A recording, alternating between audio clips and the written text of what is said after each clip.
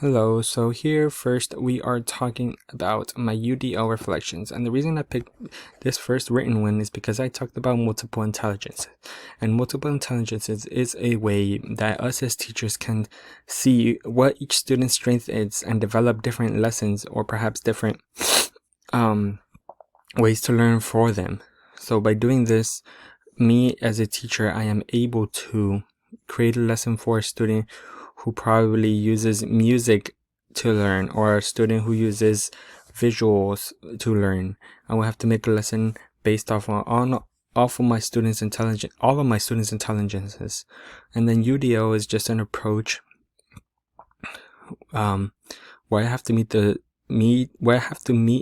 needs of every student and make sure that every student knows that they are being catered for and are being treated equally. Of course, this could go for a student with a hearing disability or a student who is in a different culture who is probably not comfortable with the subject matter at hand. I just have to be able to be clear with all of my students that they are being included in all of the lessons. Next, I chose this, which is a SMORE. This SMORE is interrogating content standards using UDL, CSP, and SGE. So here we talked about discussing the interaction of new settlers with the already established Indians of the region. We can use CSP to seek out tests which are different from what our textbooks have and how they compare to our books. So for here, we are getting new books or books that are already established and going with books that are from our own lessons. And then also we can describe the lives of American heroes who took risks to secure our freedoms, and we can use social justice to see how these people are important even to our people today.